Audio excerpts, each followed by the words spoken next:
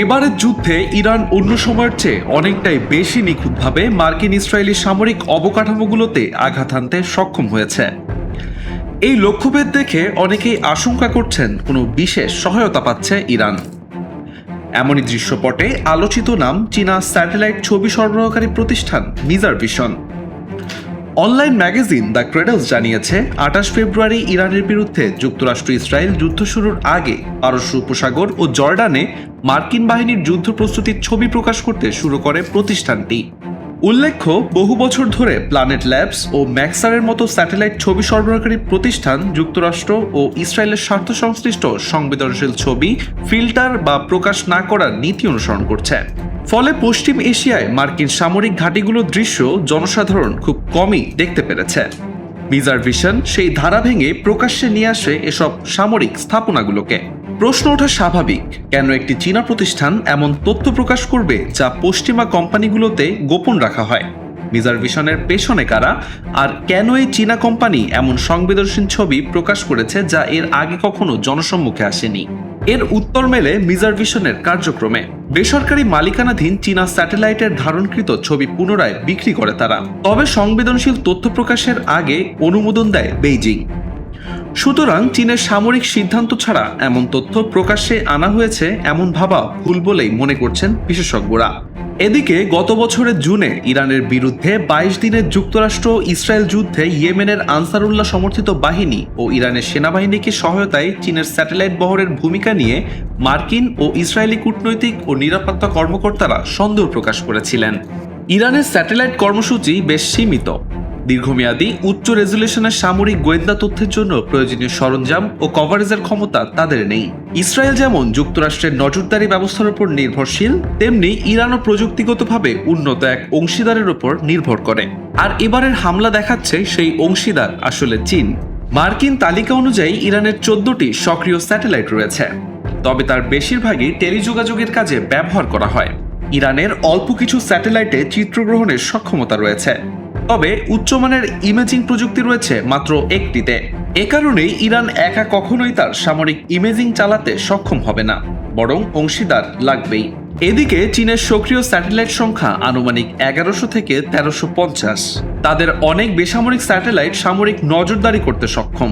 চীনের এসব স্যাটেলাইটগুলি ধারাবাহিক চিত্রগ্রহণ, মেঘভেদ করে রাডার নজরদারি, সিগন্যাল গোয়েন্দা তথ্য সংগ্রহ, আবহাওয়া পর্যবেক্ষণ ও ডেটা রিলে করতে সক্ষম। পরিসর ও প্রযুক্তিতে এটি মার্কিন ন্যাশনাল রিকগনাইজ অফিসের ব্যবস্থার সমতুল্য। আলোচনার শুরুতে আসা মিজার ভিশন নিজের স্যাটেলাইট পরিচালনা করে না। তারা ইউরোপীয় স্পেস এজেন্সি এবং ৬টি চীনা বেসরকারি স্যাটেলাইট প্রতিষ্ঠানের কাছ থেকে ছবি কেনে। এর মধ্যে চাংগুয়াং স্যাটেলাইট টেকনোলজি লিমিটেড উল্লেখযোগ্য, যেটি চীনা একাডেমি অফ সায়েন্সেসের একটি বাণিজ্যিক শাখা। চাংগুয়াং জিলিন 1 স্যাটেলাইট ফ্যামিলি পরিচালনা করে থাকে। ২০২৪ সালের হিসাবে তাদের প্রায় ১২০টি সক্রিয় ইউনিট রয়েছে, তবে এই সংখ্যা আরও বেশি হতে পারে। এগুলো উচ্চ ফ্রিকোয়েন্সি ইমেজিংয়ে বিশেষজ্ঞ। জিলিন 1 স্যাটেলাইট প্রায় ৫৩৫ কিলোমিটার উচ্চতায় দিনরাত সক্রিয় থাকে।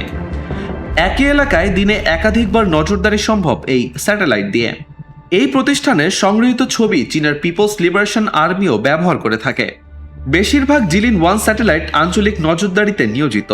সেই হিসাবে পশ্চিম এশিয়াও রয়েছে চীনের মহাকাশ নজরদারিতে। ক্রেডেলসের ওই প্রতিবেদন বলছে, পারস্য উপসাগরে মার্কিন বাহিনীর সামরিক স্থাপনাগুলোর ছবি প্রকাশের দুটি কৌশলগত উদ্দেশ্য ছিল।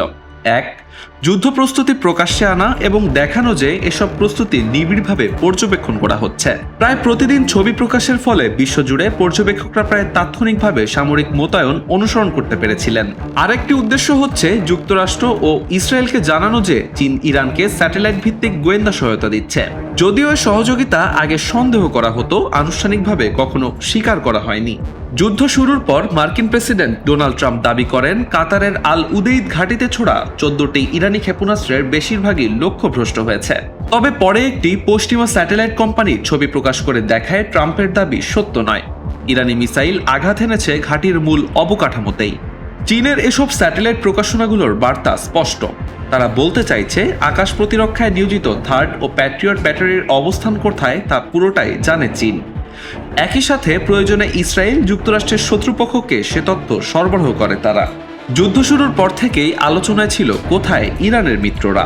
হামলার পর রাশিয়া বিবৃতি ছাড়া এখনও কোনো সহায়তার ঘোষণা দেয়নি।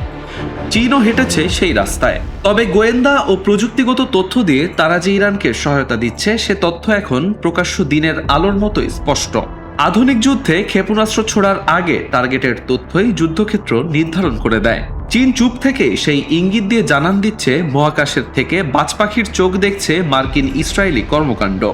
আধুনিক যুদ্ধের সবচেয়ে বড় অস্ত্র তথ্য ও প্রযুক্তির কৌশলগত অবস্থান এখন তাদের দখলে।